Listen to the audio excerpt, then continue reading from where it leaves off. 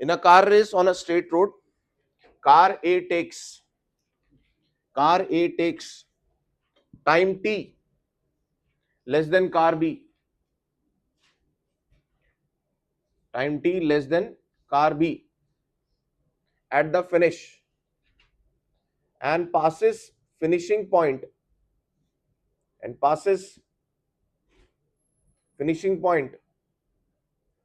with a speed v, and passes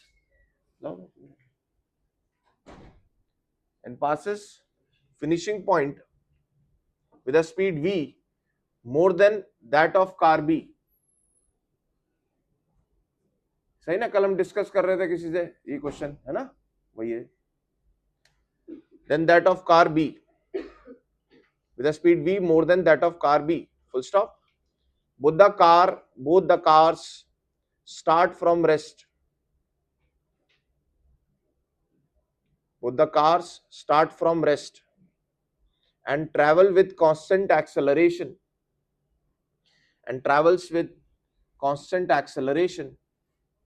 A1 and A2 respectively. And travels with constant acceleration A1 and A2 respectively. Find V.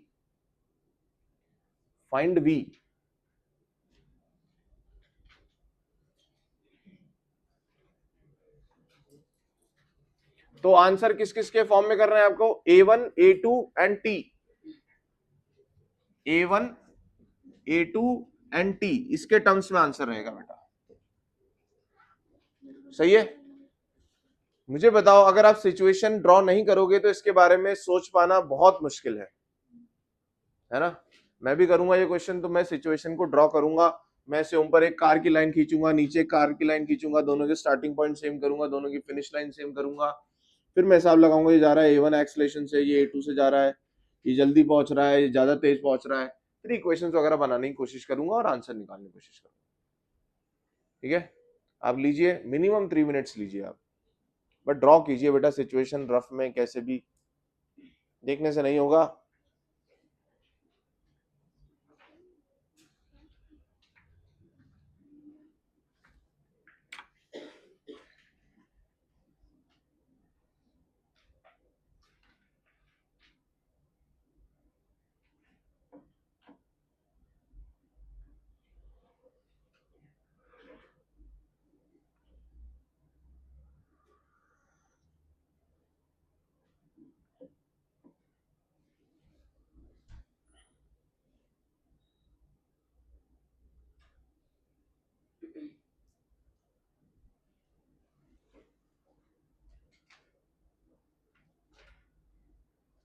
जो बच्चे JEE main के question जिन्होंने start कर दिए उनका भी ये डाउट था, तो आप समझिए उनको भी ये थोड़ा सा ट्रिकी लगा था. तो आप देखिए, करिए इसको अच्छे से.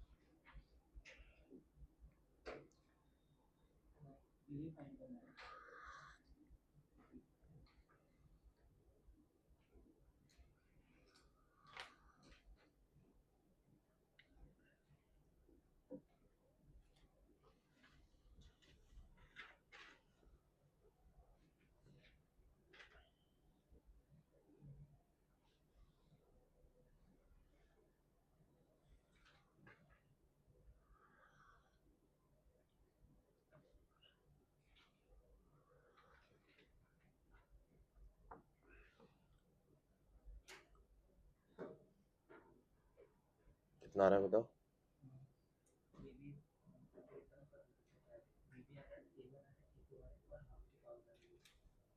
नहीं, V1 सॉरी A1, A2 और T आना चाहिए बस. हाँ T. V1 V2 तो गिवन ही नहीं है ना, VA VB तो गिवन ही नहीं है ना. मतलब ऑप्शन इसी के टर्म्स में है सर.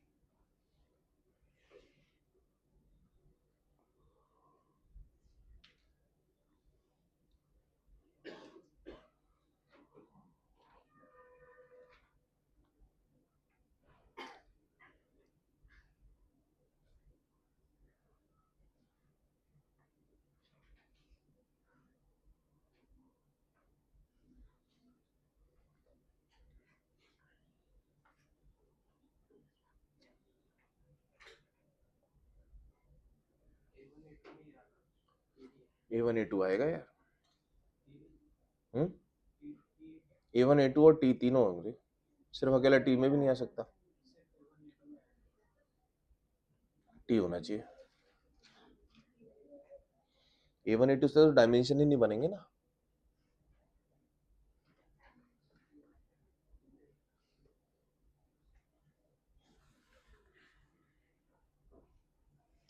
रिमोट किसके पास है? रिमोट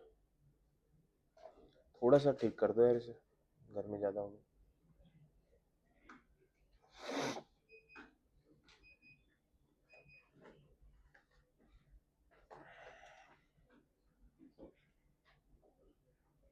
चलो 1 मिनट और।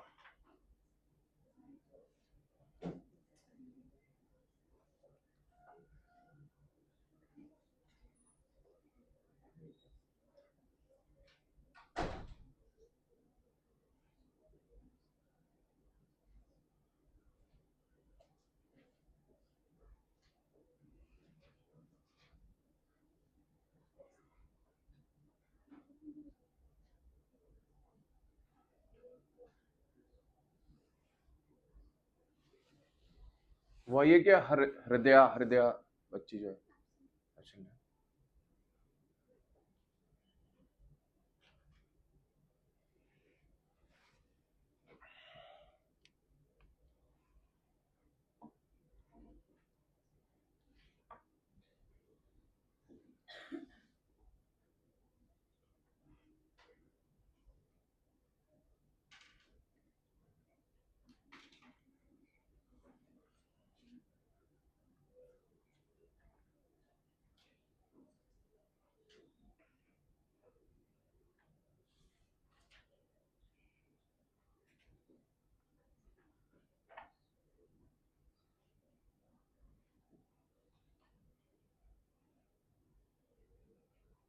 देखें।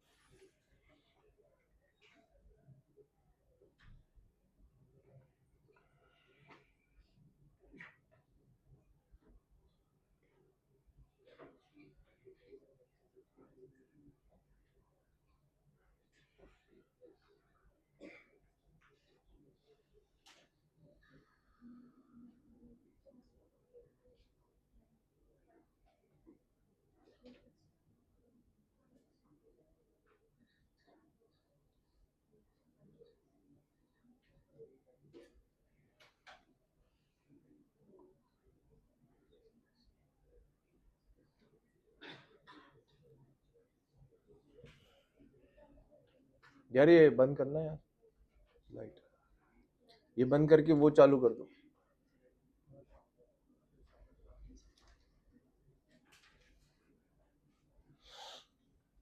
करें बेटा, डिस्कस करें। आया किसी का आंसर आया? किसका आंसर आया बताओ? आपका आया, क्योंकि हमने पहले डिस्कस किया था, है ना? हाँ, तो देखो बेटा, अब मुझे बताओ क्या ये टफ सवाल है ना? ये अगर देखा जाए कंसेप्चुअली तो टफ नहीं है, और ये मैथमेटिकली टफ हो जाता है, इसको सोचना थोड़ा सा टफ हो जाता है। अगर आप बोलोगे कंसेप्ट वाइज तो इक्वेशन ही लगानी है, सही है ना? बट इसको करना कैसे, कैसे अप्रोच बनानी है, यहां पे ये टफ हो जा रहा है। ठीक है, और आया हुआ क्वेश्चन है, तो बताओ बेटा, यहां पर दोनों का यू कितना था? हम स्टेप बाय स्टेप करते हैं, समझते हैं। इस क्वेश्चन को जब आप ऐसे क्वेश्चन को जब आप घर जाकर के करते हो तो आप ग्रो करते हो। समझ में आया क्या क्या बोल रहा हूं मैं? ऐसे क्वेश्चन को आप जब घर जाकर के दोबारा से करते हो लिख करके, तो आपकी फिजिक्स जो है वो इंप्रूव होती है। आई क्या बात समझ में? और अगर तुम इसको ये सोचो कि अरे यार क्या था, कुछ मतलब नहीं है यार, इसने तो हमें डिमोटिवेट कर दिया, तो फिर खराब ही रहती है। आ रही बात समझ में? तो इसको क्या करना है, घर पे जाकर के फिर से करना है। जो क्वेश्चन आपसे क्लास में नहीं बना उसके लिए घबराना नहीं है, उसके लिए क्या करना है, वो आपको ये बता रहा है कि भाई ये तेरी कमी रही है, तो तो आपको उसके लिए क्या करना है, घर पे जाकर के उसे दोबारा से सॉल्व करना अच्छे से, ठीक है ना, एक एक स्टेप समझ करके, और कोई स्टेप समझ में नहीं आया तो पूछना है। बेटा यहाँ क्या है, u क्या है 0, यहां भी क्या है u बराबर 0। अच्छा, अब इसका एक्सेलरेशन ज्यादा है, ये ज्यादा तेजी से स्पीड को बढ़ाएगा, ये थोड़ा धीमी गति से स्पीड को बढ़ाएगा, तो बेटा पहले कौन पहुंचेगा, क्योंकि डिस्टेंस सेम है, सबसे इंपॉर्टेंट बात क्या है यहाँ पर, डिस्टेंस सेम है, ये जो रेस चल रही है सेम डिस्टेंस के लिए चल रही है, एस दोनों का सेम ले लो। अच्छा, अब ध्यान से सुनना, अगर एस मैंने खुद से माना है तो क्या ये आंसर में होना चाहिए, आंसर में ये नहीं होना चाहिए, क्यों, क्योंकि ये तो मैंने खुद ने माना है। तो अगर मैंने इसको मान लिया है तो आखिरी में इसे हटाना भी मेरी जिम्मेदारी है। ओके, इसमें आ रहा हूं ना मैं, ठीक है। तो बेटा बताओ यहां पर जब ये पहुंचेगा तो इन्होंने ना दो रिलेशन दिए हैं आपको, इन्होंने बोला है कि जो इसकी स्पीड होगी वो इससे तेज होगी, और कितना ज्यादा तेज होगी, by the amount of v। तो मैं बोलना चाह रहा हूं लेटेस्ट से पहुंचेगा v1 से, ये पहुंचेगा v2 से, तो बेटा मैं ये बोल रहा हूं v1 माइनस v2 बराबर v होगा। बोलो, ये इक्वेशन समझ में आई आपको, ये क्या बोल रहे हैं, ये बोल रहे हैं कि ये ज्यादा तेज पहुंचेगा इससे बाय अमाउंट ऑफ v, तो मैंने उसको मैथमेटिकली ऐसा लिखा है। ओके है बात। अब बताओ बेटा v1 को मैं क्या लिख सकता हूं, s के फॉर्म में, v1 square is equal to u square plus 2as, u square तो 0, 2a1 इंटू एस। ऐसे बताओ बेटा v2 कितना हो जाएगा, v2 square is equal to u square, इसका भी 0, 2a2s। अब बताओ v1 कितना हो जाएगा, v1 स्क्वायर है ना ये, तो v1 कितना हो जाएगा, रूट 2a1s, तो ये हो जाएगा root 2a1s minus root 2a2s is equal to v। सही है क्या, अगर यहां s नहीं होता तो आंसर अभी आ गया होता। सही बात है ना, a1 a2 तो गिवन ही थे मुझे, बस s ही तो एक्स्ट्रा आ रहा है यहां पर, तो ये v तो पूछा था मुझसे, पर ये आंसर नहीं हो सकता, क्यों, क्योंकि इसमें कौन है, s, जो कि मैंने माना है, क्वेश्चन में तो नहीं दिया था। अब बेटा उसके लिए इन्होंने दूसरी इंफॉर्मेशन दी है s को हटाने के लिए, बताओ क्या, टाइम के बारे में। अगर ये तेज पहुंच रहा है तो ये जल्दी पहुंचेगा, तो ज्यादा टाइम कौन लेगा, ये लेगा, तो t2 minus t1 is t। बोलो बेटा, t2 minus t1 is t। अब बताओ t2 कैसे निकालें, s भी आ जाए t भी आ जाए, ताकि मैं इसको रिप्लेस कर सकूं, s को हटा सकूं, s ut half at square. तो बताओ बेटा s2 कितना था, s2 कितना हो जाएगा, u0 है half a2 t2 square. Similarly s1 कितना हो जाएगा, सॉरी ये दोनों s सेम रहेंगे ना, डिस्प्लेसमेंट तो दोनों का सेम है, सेम डिस्टेंस चले वो, हाफ a1 t1 स्क्वायर। अब बेटा मुझे तो यार t2 और t1 पुट करना है ना, तो मैं इस एक्सप्रेशन से t2 और t1 निकाल सकता हूं, हाँ सर, 2s बाई a2 का रूट, सही है क्या। तो बताओ t2 की जगह क्या लिख दूं, root over 2s by a2, 2s by minus 2s by a1 is equal to t। अब बेटा क्या यहाँ पे रूट 2s निकाल सकता हूं क्या मैं, देखो कॉमन ले लूं ताकि वहां पर हटा सकूं उसे, यहां से रूट 2s कितना आ रहा है देखो एक बार, रूट 2s कॉमन लिया तो 1 by under root a2 minus is equal to t। और यहां भी देखो रूट 2s कॉमन ले लेता हूं, रूट 2s कॉमन ले लेता हूं, रूट 2s कॉमन लेता हूं, तो अंदर क्या बचेगा बेटा, root a1 minus root a2। क्या मैं यहाँ पे रूट 2s की जगह ये पुट कर दूं बेटा, यहां से यहां पुट कर दूं, इसे क्या पुट करूंगा बताओ, 2 अपॉन, इसको पूरे को नीचे लिया हो रेसिप्रोकल में, मतलब ये सॉरी डिनोमिनेटर में लिया हो, 1 upon root a2 minus 1 upon root a1 multiply by root a1 minus root a2। अब बेटा जो कुछ भी दे रखा है ना, ये जो कुछ भी है ये उन्हीं टर्म्स में जो मेरे को गिवन थे। अब इसको थोड़ा सॉल्व कर लेते हैं, यहाँ रूट a1 a2 एलसीएम आएगा, यहाँ क्या चले जाएगा, root a1 minus root a2, ये कट जाएगा, सही है ना, और ये जो रूट a1 a2 था ये ऊपर चला जाएगा, कितना आंसर आ जाएगा बताओ, v बराबर रूट a1 a2 ऊपर चला गया और मल्टीप्लाई बाय t जो ऊपर लिखा हुआ है, बाकी root a1 minus root a2 ऐसे कट जाएगा। अब बताओ बेटा ये सवाल तो इक्वेशन ऑफ मोशन पर ही है ना, कंसेप्ट तो कोई कुछ अलग नहीं है।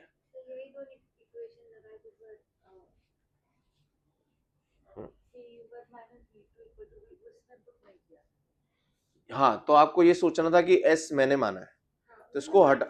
हाँ, ये लगाया था आपने, ये भी बना लिया था। हाँ, तो अब आपको ये सोचना था कि मैं s को कैसे हटाऊं, तो मैंने बोला यहाँ भी √2s दिख रहा है, यहाँ भी √2s दिख रहा है, तो सीधा √2s को ही रख दो ना।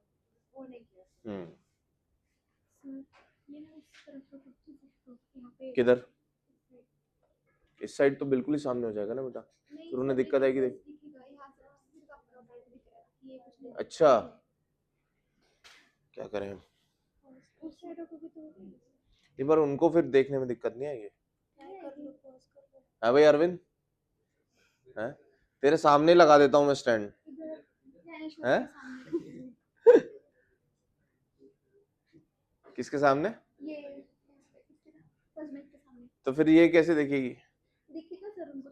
देखे?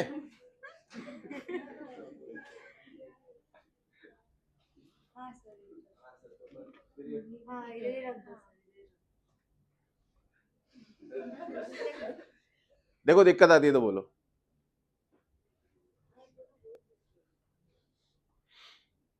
अच्छा मेरी बात सुनो एक, बेटा देखो मैंने आपको जोश जोश में बोला कि हमें सारे जेई मेंस के सवाल करने हैं, है ना, 2002 से लेकर के 2026 तक, सही है। बट जब उसे हम प्रैक्टिकली देखते हैं तो बच्चा जो है इन क्वेश्चंस को करने में बहुत ज्यादा प्रॉब्लम फेस करेगा, पर कई बच्चे ऐसे होंगे जो कर पाएंगे। तो जो लोग कर सकते हैं, जो लोग कर सकते हैं बेटा, उन्हें ये करना चाहिए। पर जो लोग को ये लगता है सर मैं ये करने जा रहा हूं बट उसमें इतना ज्यादा टाइम लग जा रहा है मेरा कि पता चल रहा है सर मैं दूसरे सब्जेक्ट्स नहीं कर पा रहा हूं, तो बेटा वो भी गलत है हमारे लिए। क्योंकि अगर फिजिक्स में थोड़े नंबर बढ़ जाए और दूसरे में अच्छे खासे गिर जाए तो अल्टीमेटली तो हमारा नुकसान ही है। तो इसका क्या किया जाए? तो इसका मुझे जो समझ में आता है वो ये कि भाई मैं बता दूं आपको कौन से क्वेश्चन एक्स्ट्रा करने चाहिए जो कि उतना ज्यादा अमाउंट में ना हो और उतना ज्यादा हाई फाई क्वेश्चंस ना हो। बोलो सही है क्या? सही बात है, ये सॉल्यूशन हो सकता है ना इसका, ठीक है। तो बेटा ऐसे बच्चों के लिए जिनको ये बहुत ज्यादा टफ लग रहा है, पर पहले आपको ये करके देखना है, पहले आपको क्या करना है, ये क्वेश्चंस करके ट्राई करके देखने की भाई मेरा क्या एक्सपीरियंस है, क्या मैं कितना ज्यादा टाइम तो नहीं लग रहा, कहीं मैं बहुत ज्यादा परेशान तो नहीं हो जा रहा हूं। अगर ये ऐसा हो रहा है तो बेटा मैं आपको डीपीपी के फॉर्म में, वर्कशीट के फॉर्म में एक्स्ट्रा क्वेश्चंस दे दूंगा जिसमें जेई मेंस के वो सवाल होंगे जो एटलीस्ट आपको करने चाहिए। सही है ना? ये है सही है ना? तो हर बच्चा उतना तो करे, सही है ना, ताकि हमारे एटलीस्ट अच्छे नंबर आए, बहुत अच्छे तो नहीं पता पर हाँ ठीक नंबर तो आने चाहिए, ठीक है। तो वो मैं आपको चैप्टर वाइज दे दूंगा बीच में।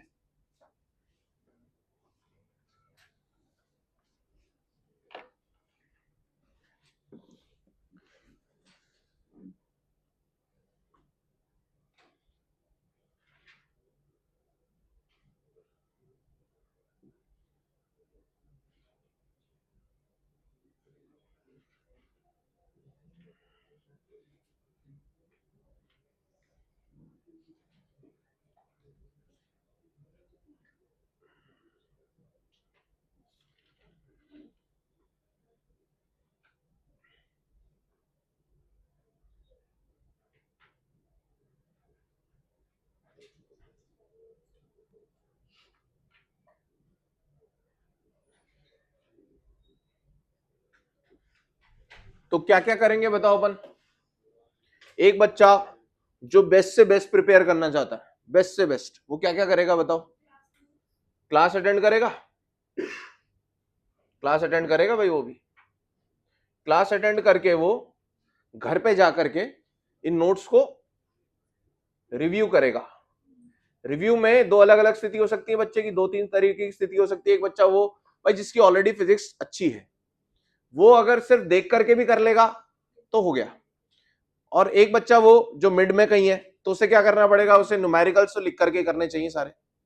और एक बच्चा वो जिसे फिजिक्स इंप्रूव करनी है, मतलब वो जानता भाई मेरी फिजिक्स के में जो है हालत थोड़ी सी खराब है, मुझे इंप्रूवमेंट की तरफ जाना अच्छा खासा, तो वो क्या करेगा, वो हर एक चीज लिखेगा बेटा, नोट्स की थ्योरी भी लिखेगा, क्वेश्चंस भी लिखेगा, सब कुछ लिखेगा वो। सही है बात? इसके बाद क्या करेगा बेटा वो, मैं अच्छे बच्चे की बात कर रहा हूँ, तगड़े बच्चे की एकदम। इसके बाद क्या करेगा बताओ वो, इसके बाद वो रोज जेई मेंस के पीवाईक्यू करेगा।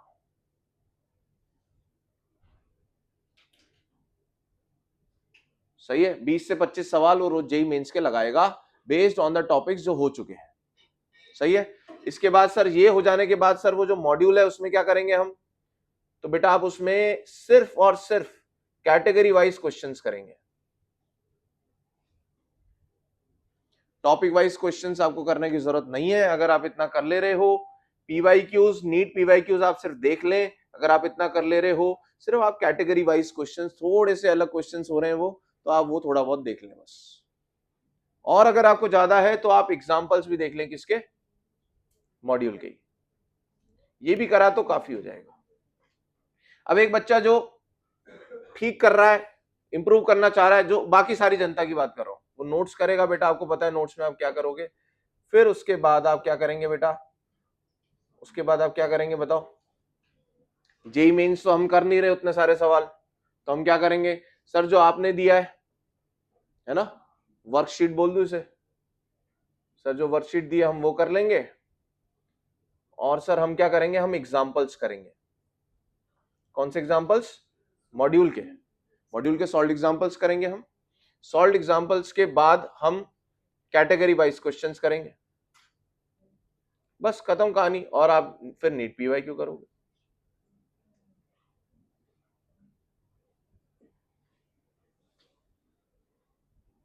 सही है। तो इस तरीके से अपन चलना है। कोई डाउट इसमें? कुछ भी नहीं करेंगे? कंफ्यूज हो जाएंगे सर, फिर कुछ भी नहीं करेंगे, है ना। ऐसा नहीं करना है अपने को। जितना जितना करोगे उतना उतना बढ़िया। सही है ना। पर परेशान नहीं होना बेटा, जेई मेंस के सवाल नहीं बन रहे तो सर मेरा इस साल सिलेक्शन कैसे होगा, ऐसा कुछ भी नहीं है यार। बनाओगे तो देखो अच्छी बात है, नहीं बनाओगे तो क्या है। वैसे कल कोई बच्चा मुझसे पूछ रहा था, 12th का पूछ रहा था, सर मैंने ना मॉड्यूल कर लिया है, तो सर अभी अब बन जाएंगे क्या सर मुझसे क्वेश्चंस पेपर के जो माइनर आ रहा है। बताओ इसका क्या आंसर है? मैंने 100 क्वेश्चंस कर लिए सर, अब बन जाएंगे क्या। इसका मतलब वो बच्चा क्या बोल रहा है कि सर मैंने 100 क्वेश्चन रट लिए हैं, इन रटे हुए में से आ जाएगा ना सर कुछ तो। ये फिक्र तो तभी होगी ना जब आप रट रहे हो। आपको ये बोलना चाहिए सर 100 क्वेश्चंस करके मेरी इनफ प्रैक्टिस हो गई है इस कंसेप्ट की, कि कैसा भी क्वेश्चन आएगा मैं उसमें कंसेप्ट लगा दूंगा। बनेगा नहीं बनेगा इसकी कोई गारंटी नहीं है, पर कंसेप्ट सही लगाऊंगा सर, इसकी गारंटी। ये आपको सीखना है बस। आई बात समझ में। मेरे सामने भी कोई क्वेश्चन आता है तो मैं कैसे सोचता हूं कि यार अपने कंसेप्ट आता है भाई, क्वेश्चन तो कैसा भी हो सकता है बेटा। सही बात है ना। अब ये जो क्वेश्चन किया आप इसको रटोगे थोड़ी ना, आपने इसको देख लिया, इससे मिलता जुलता सा कहीं कुछ हो रहा होगा तो आपको पता होगा हाँ यार उसमें से ना ऐसे रूट करके निकाल लेते फिर माइनस करते हैं, इतना भी ध्यान रह गया, और उधर आपने कंसेप्ट सही लगा दिया तो उसका भी आंसर निकल जाता है। सही बात है ना। चलो अब अपन नेक्स्ट टॉपिक स्टार्ट कर रहे हैं बेटा, motion under gravity. Motion under gravity.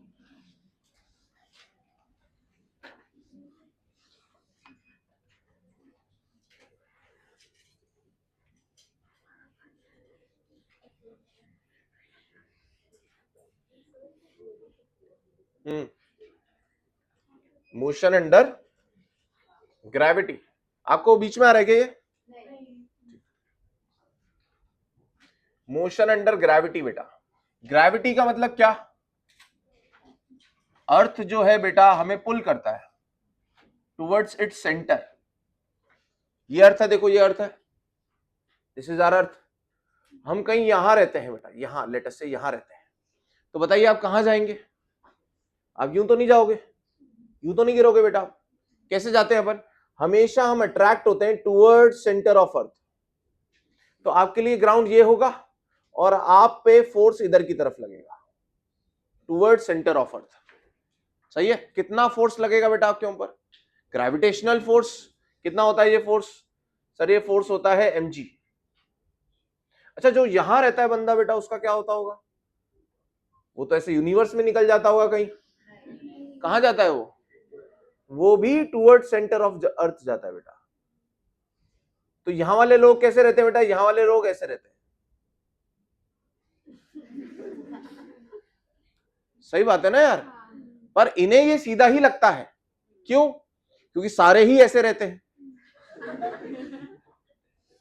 यार। सही बात है ना, अगर हम इक्वेटर पे रहते हैं तो हम तो टेढ़े से होंगे ना। अगर हम इक्वेटर पे रहते हैं बेटा, ये एक्सिस ऑफ अर्थ है लेटर से, हाँ हाँ, तो आप यूं खड़े हो बेटा, पर आपको क्या लग रहा है अब सभी यूं खड़े हैं ना, इसको यूं कर दो आप, सही है ना।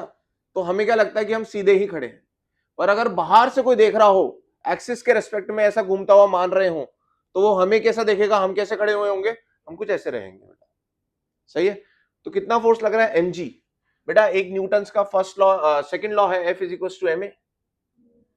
तो यहां से एक्सेलरेशन कैसे निकलेगा, F/m।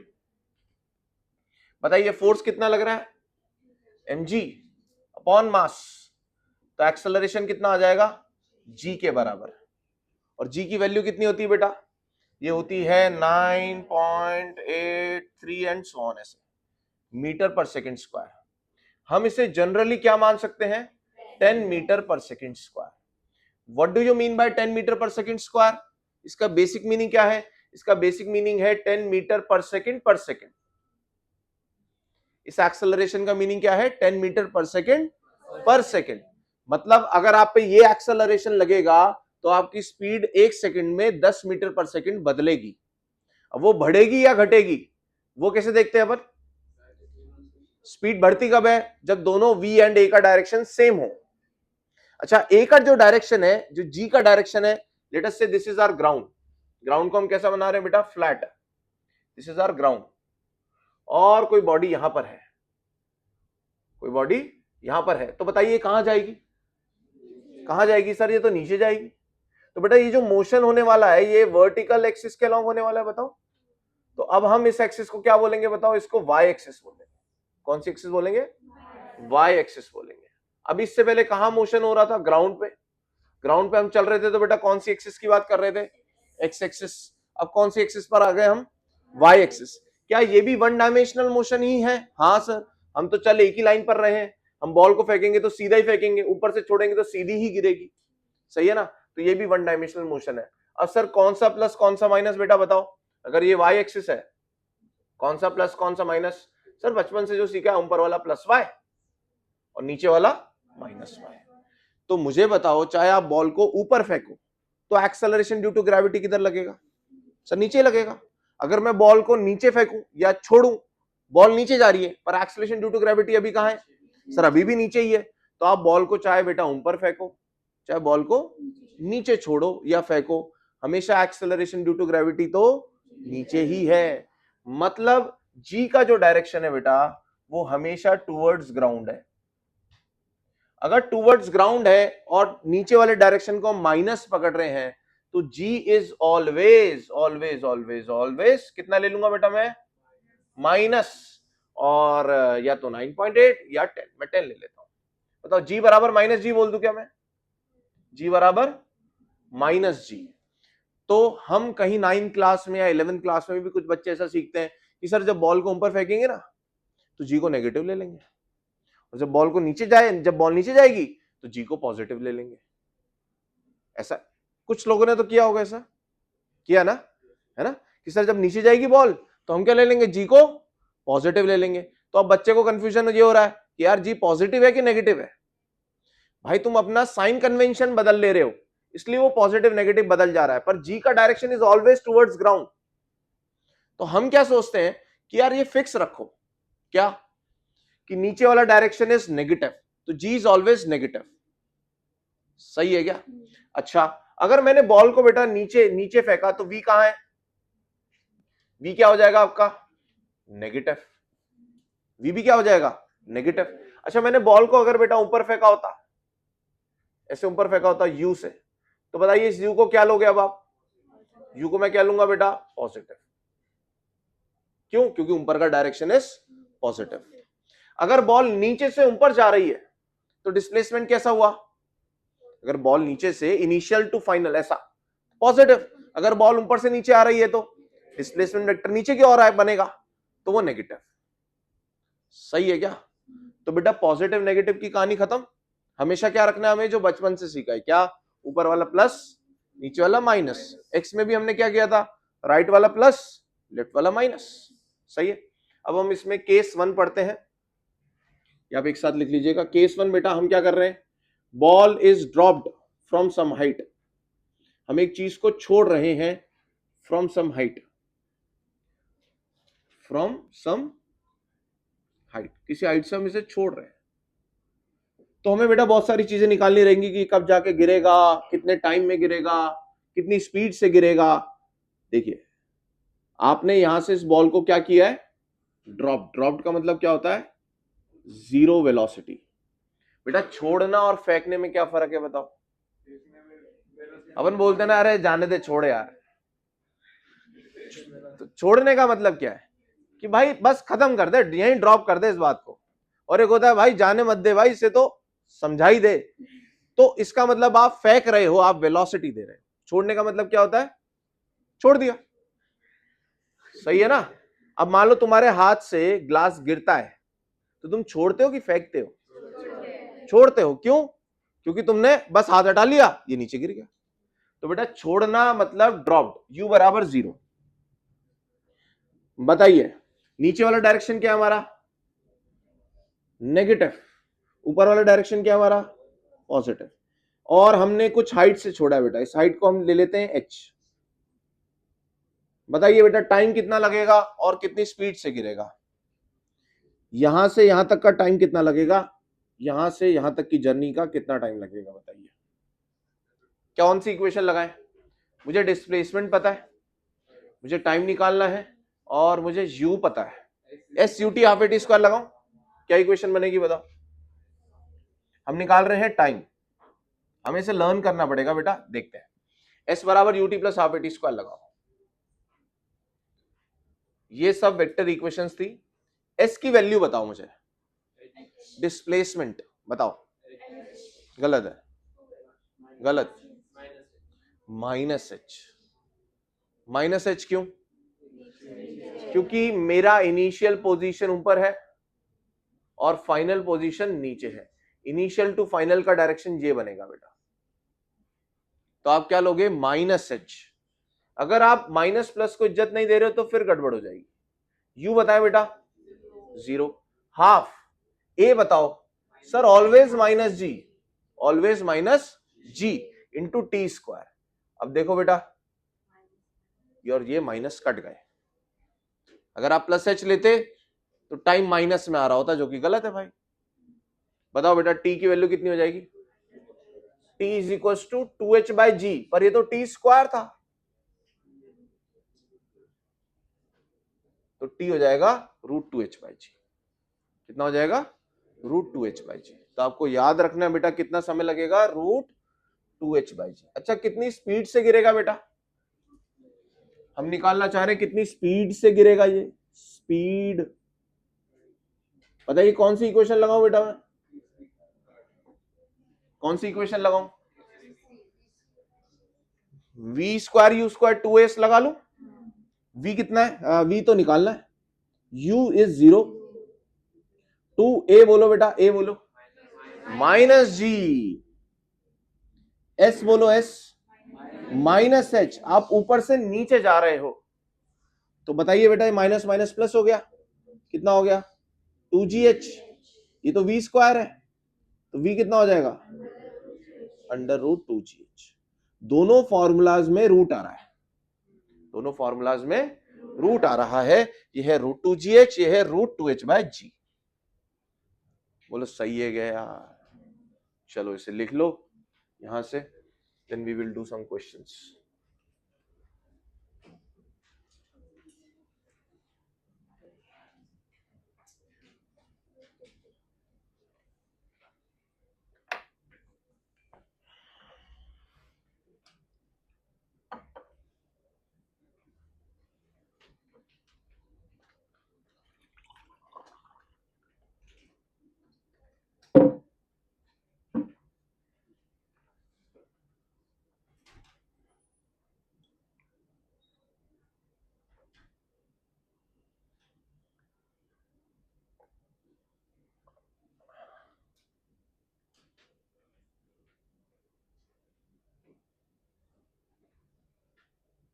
ऊपर से नीचे आते वक्त स्पीड बढ़ रही है, क्यों?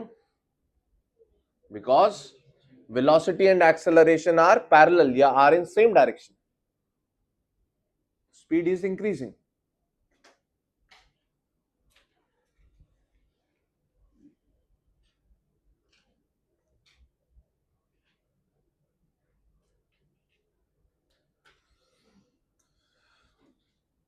शुभम, और गर्मी हो रही है यार.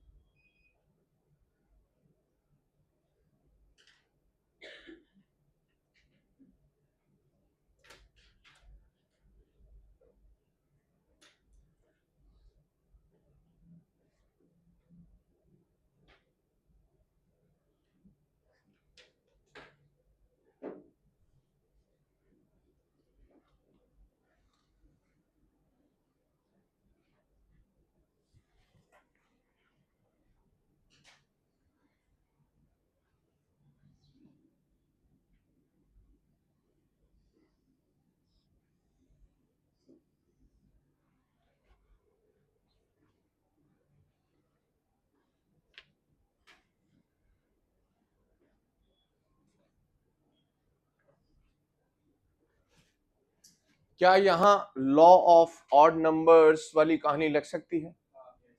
वाई? क्योंकि u जीरो है. क्या है बेटा? u जीरो है और एक्सेलरेशन कांस्टेंट है. तो हर टी टाइम में किस रेशो में चल रही होगी बॉडी? 1, 3, 5, 7, 9 ऐसे चल रही होगी हर टी सेकेंड्स में. सही है ना? पहला स्टेप अगर x है तो अगला स्टेप कितना होगा? 3x. अगला स्टेप 5x. अगला स्टेप 7x. ये तो मैं यहां लिख देता हूं लॉ ऑफ ऑड नंबर्स.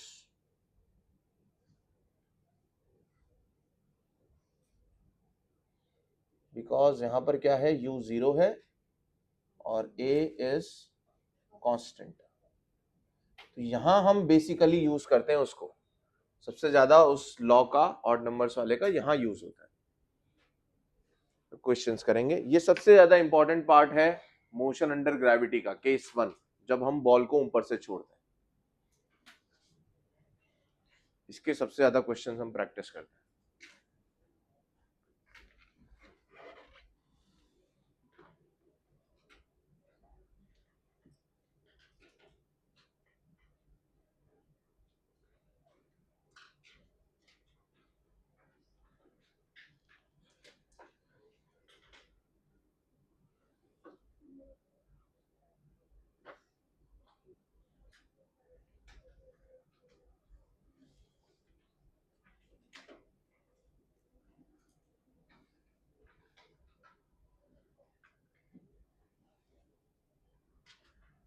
करें क्वेश्चंस करें. लिखें. To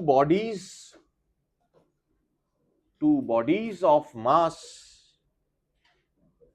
1 kg and 3 kg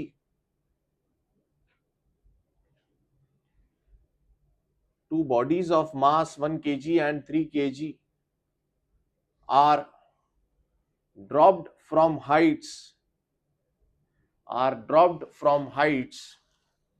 of 16 meter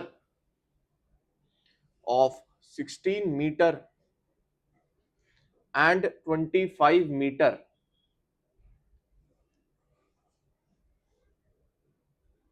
Find the ratio of time taken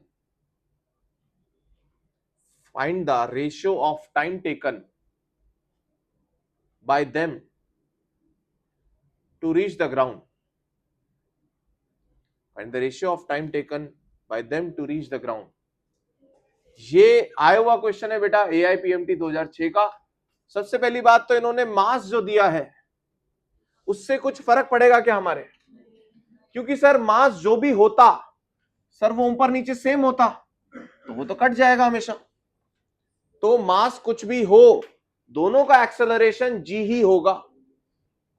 बोलो यार, अगर बेटा मैं एक रुई को छोड़ू और इस पेन को छोड़ू तो दोनों पे एक्सेलरेशन कितना होगा g। दोनों का एक्सेलरेशन कितना होगा g। तो दोनों को अगर सेम हाइट से छोड़ू तो क्या दोनों को सेम समय लगेगा क्या गिरने में? और एक हाथी भी है ना, एक हाथी, एक पेन और एक रुई, सही है। तीनों को सेम हाइट से छोड़ रहा हूं मैं, तो क्या सबको सेम समय लगना चाहिए क्योंकि सबके लिए h सेम है और सबके लिए g सेम है? क्या सेम समय लगना चाहिए? आइडियली लगना चाहिए, बट बेटा रुई को ज्यादा समय लगता है, ये हम समझ पा रहे हैं। रुई ले लो या वो पंख ले लो तो ऐसे लहराता हुआ आएगा वो। तो बेटा ये कब करना है हमें? जब हमारे पास वैक्यूम हो, एयर ना हो, अदरवाइज एयर का फ्रिक्शन लगेगा, उसकी वजह से ये एक्सेलरेशन चेंज हो जाएगा अलग अलग बॉडीज के लिए। ये हम कब पढ़ रहे हैं? जब सिर्फ कौन है? Only gravitational force, only mg, सही है ना। तो प्रैक्टिकली जब हम देखते हैं तो देखते हैं यार रुई को तो ज्यादा समय लग गया, क्यों? क्योंकि उसमें बायंसी का फोर्स ज्यादा लग रहा है, समझ में आया? या एयर फ्रिक्शन ज्यादा लग रहा है, ऐसा बोल, सही है ना। तो हमें ये कहां करने एक्सपेरिमेंट्स बताओ? जहां कुछ भी ना हो, वैक्यूम हो, सिर्फ ग्रेविटेशनल फोर्स हो। तो अगर ऐसा होता तो तीनों को सेम समय लगता, सही है। तो मास का तो कुछ रोल नहीं बेटा। फॉर्मूला कौन सा लगेगा बताओ?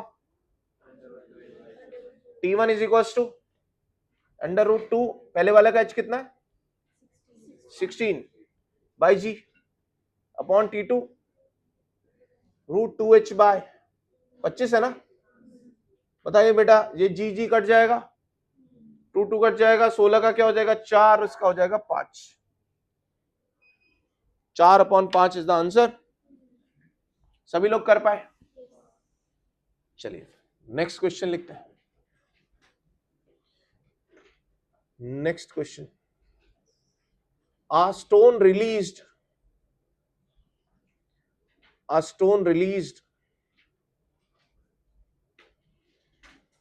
from the top of a tower, a stone released from top of the tower reaches the ground, a stone released from top of the tower reaches the ground in 4 seconds, in 4 seconds, find the height of tower। देखो बेटा कितना अच्छा तरीका है height नापने का, कितना बढ़िया तरीका है। स्टोन छोड़ो वहां से और ये देख लो भाई कितने समय बाद नीचे गिरा, हाइट नप जाएगी फॉर्मूले से, सही बात है ना। ये है भैया पावर ऑफ साइंस। कौन सा फॉर्मूला लगाऊं सर? सर यही वाला लगा लो, T is equal to √2h by G. तो T is equal to √2h by G से मुझे h निकालना है, तो बेटा स्क्वायर कर दूं, तो ये क्या हो गया टी स्क्वायर, जी वाला आ जाएगा h बराबर हाफ जी टी स्क्वायर आ जाएगा 2h बाई जी। तो h कितना हो जाएगा, ये 2 नीचे जी ऊपर हाफ जी टी स्क्वायर, कितना हो गया 10 ले लीजिए, t कितना है 4 का स्क्वायर, तो कितना हो जाएगा बेटा, ये हो जाएगा 5, 16, 5 जा 80, 80 मीटर की हाइट होगी सर, सही है ना। 80 मीटर की हाइट होगी। आप खुद की हाइट भी नाप सकते हैं बेटा, है ना। यहां से कुछ चीज छोड़ो और देख लो भाई कितने समय में नीचे गिरी, उससे निकाल लो अपनी हाइट, सही है ना। और इसमें एरर होने के चांसेस ज्यादा है क्योंकि ऑलरेडी बहुत कम समय है, तो आप थोड़ी सी भी अगर मिस्टेक करोगे तो हाइट में ज्यादा वेरिएशन आ जाएगा, बट अप्रोक्सीमेटली निकल जाएगी।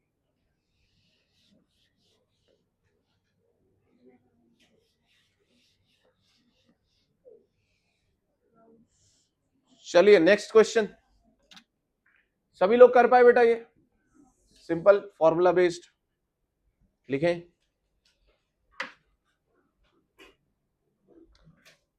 A boy standing at the top of tower A boy is standing at the top of a tower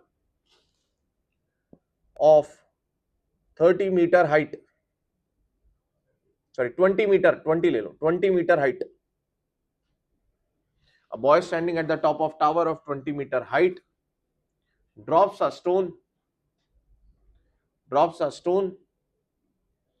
full stop, assuming g equals to 10 meter per second square. Find the velocity with which it hits the ground. सही है, ये भी AIPMT 2011 का आया हुआ question है बेटा. Simple. कितना हो जाएगा ये? 20. कौन सा फॉर्मूला लगाएंगे अपन? v is equals to root 2gh. v equals to root 2gh.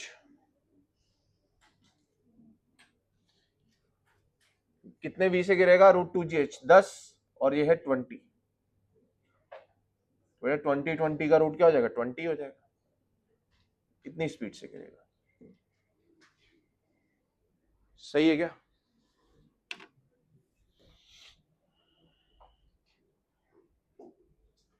चलिए next question. Next question HC Verma का है, लिखिए. A ball is dropped from a height of 5 meter.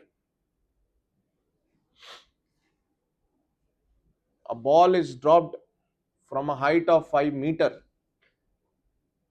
onto a from a height of 5 meter on. थोड़ा जल्दी बोल रहा हूं क्या मैं? onto a या on a sandy floor, on sand बोल लो या तो, and penetrates the sand up to 10 centimeter, and penetrates the sand up to 10 centimeter before coming to rest. Penetrates the sand up to 10 centimeter before coming to rest. Find the retardation of ball. Find the retardation of ball in sand, assuming it to be uniform. Assuming it to be uniform, है ना? तभी तो equation of motion लगा पाओगे. करेंगे बेटा. इसको 2 चरणों में करना पड़ेगा तुम्हें. पहले ये निकालो कि जब वो भिड़ी सैंड से इनिशियली तो कितनी स्पीड से भिड़ी. वो निकलेगा कि ग्रेविटी ने उसकी स्पीड कितनी बढ़ाई, उसके बाद सैंड ने उसकी स्पीड घटाई. उसके लिए अलग इक्वेशन लगाओगे. 5 गलत है. 500.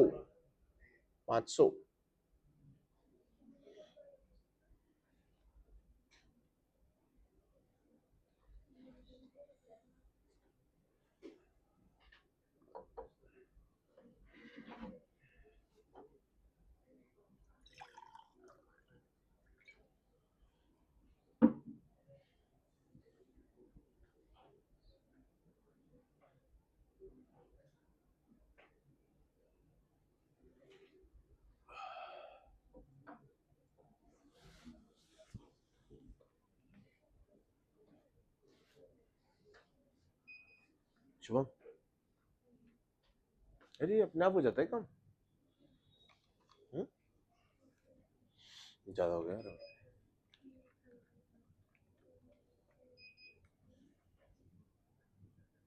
चलिए करिए.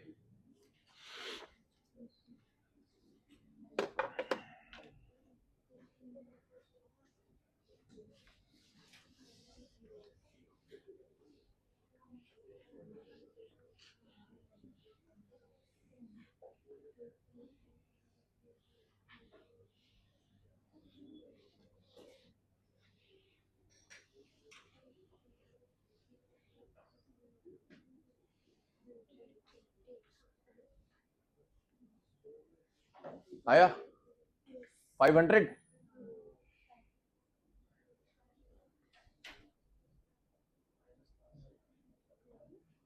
इसे हम वहां भी करते हैं, कहां पर, वर्क एनर्जी थ्योरम से।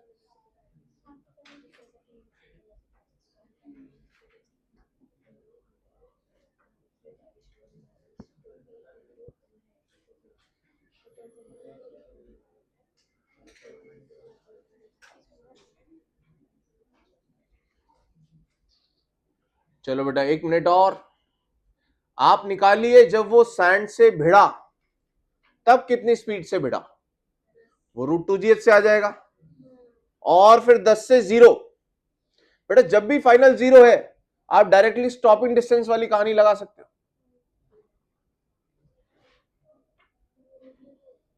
है ना। v² u² 2s करने ही वाले हो तुम, सीधा ही कर लो ना, s बराबर u²/2a। Stopping distance, stopping time.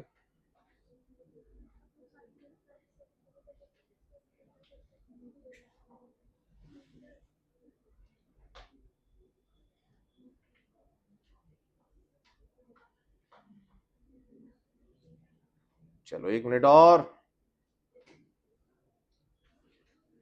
ये तो बेटा आंसर आना ही चाहिए अपना।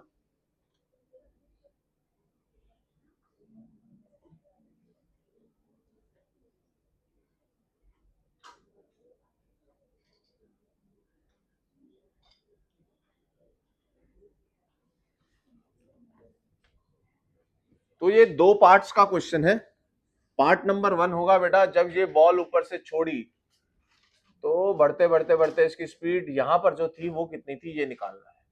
तो सर इसका फॉर्मूला याद होना चाहिए हमें, √2gh। h कितना है मेरे पास, g को 10 ले लिया, कितना है 5, ये हो जाएगा 100, 100 का हो जाएगा 10। इसका मतलब जब ये सैंड में एंटर हो रही थी तो इसकी स्पीड थी 10 मीटर पर सेकंड। बेटा लेटर से यहां जाकर के रुकी, यहां इसका v0 हो गया, तो बताओ रिटार्डेशन हुआ या एक्सेलरेशन हुआ, रिटार्डेशन हुआ, स्पीड घट रही है। बेटा अगर स्पीड घट रही है तो वेलोसिटी और ए क्या होने चाहिए, ऑपोजिट होने चाहिए। अगर v नीचे है तो ए किधर होना चाहिए, ऊपर होना चाहिए। सही है क्या, यही निकालना है आपको। चलो लगाओ v² u² 2as, और ये कितना अंदर धस के रुकिए बेटा, ये कितना दिया, ये 10 सेंटीमीटर। लगा दो यहां से यहां तक part 2, v² u² 2as। v कितना है 0, u कितना है मेरे पास नीचे की और 10, -10 का स्क्वायर भी 10 स्क्वायर ही होने वाला है, पर मैं माइनस लगा देता हूं फिर भी। 2a, a कितना है बेटा, a है प्लस में, और s कितना है माइनस में। माइनस कितना बेटा 10 सेंटीमीटर, मतलब 0.1। सही है। अब आप इसे इधर लेकर के जाओ, ये हो जाएगा 100, 100 को इधर लेके जाओगे तो क्या बनेगा, -100 इज इक्वल टू -2 0.2 हो जाएगा इंटू ए। बेटा माइनस माइनस क्या हो जाएंगे, प्लस, तो ए आ जाएगा कितना 100/0.2। देखो ए विद साइन आ रहा है, प्लस में आ रहा है अपने आप ही। कितना हो जाएगा बेटा, ये 1000/2, ऊपर 10 और नीचे 10 से मल्टीप्लाई करो तो नीचे वाला पॉइंट हट जाएगा। कितना हो जाएगा ये 500 मीटर पर सेकंड स्क्वायर। कितने लोगों का आया बताओ खुद से, ये सही है, करना ही है यार ये तो, है ना। अच्छा मैं एक ही बार में क्यों नहीं कर पाया बेटा, इसको मैं इनिशियल ले लेता, इसको मैं फाइनल ले लेता, एक ही बार में क्यों नहीं हो पाया ये, बिकॉज यहां से यहां तक अलग एक्सेलरेशन है, यहां से यहां तक अलग है। हमने क्या पढ़ा है, कांस्टेंट एक्सेलरेशन, तो यहां से यहां तक कांस्टेंट नहीं है ना, दो अलग अलग है। इस वजह से कल मेरे से कोई बच्चा पूछ रहा था कि सर कैसे ये समझा जाए कि यही मेथड सही है, कोई और क्यों नहीं लगाएंगे हम।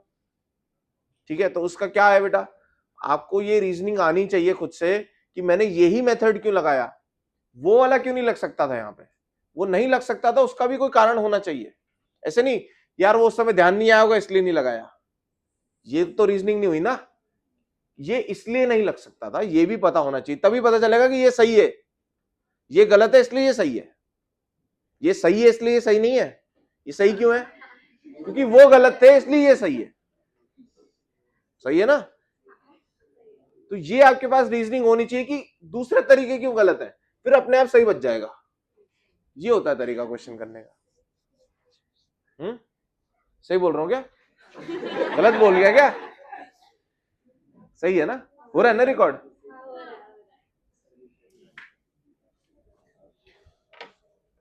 चलिए बेटा, ये सबसे बनने चाहिए ऐसे क्वेश्चंस। लिखेंगे अगला क्वेश्चन।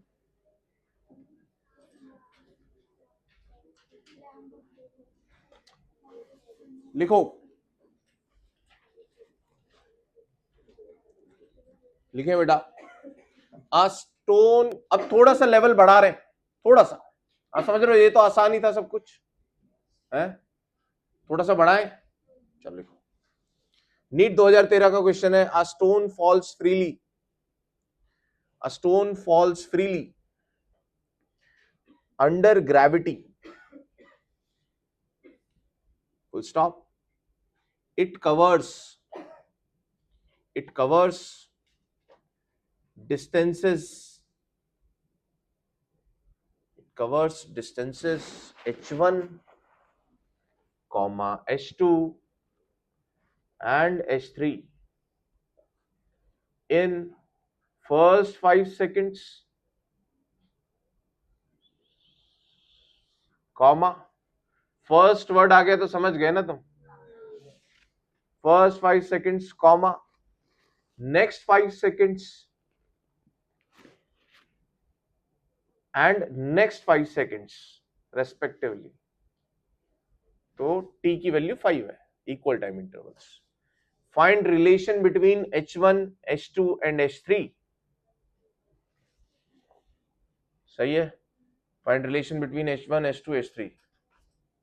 1:3:5। समझ में आया ना? इक्वल टाइम इंटरवल्स में किस रेशो में चलती है बॉडी? पहला चलती है वो 1x, फिर अगला चलती है 3x, फिर अगला चलती है 5x। सही है, तो 1:3:5 इज करेक्ट आंसर। ठीक है ना? हाँ, सीधा खत्म। नहीं तो हमें क्या करना पड़ता, पहले 5 सेकंड में निकालनी पड़ती हाइट। कितना गिरता है बेटा? हाफ gt स्क्वायर से निकालते, फिर अगले 10 सेकंड में निकालता। क्यों? क्योंकि u को 0 ही लेना है। फिर 10 सेकंड में निकालता, फिर माइनस ये वाला 5 करता तो ये वाली आती। फिर अगले 5 के लिए क्या करता बताओ? 0 से 15 निकालता, माइनस 0 से 10 करता, तो फिर 10 से 15 वाला आती, और फिर रेशो लेता तो यही आता। ओके, नेक्स्ट क्वेश्चन, थोड़ा सा और अच्छा क्वेश्चन लिखें। A body dropped from top of a tower, a body dropped from top of a tower, falling through 40 meter,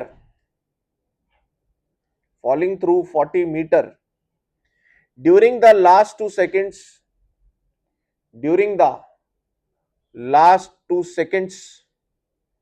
of its fall. During the last 2 seconds of its fall, find the height of tower.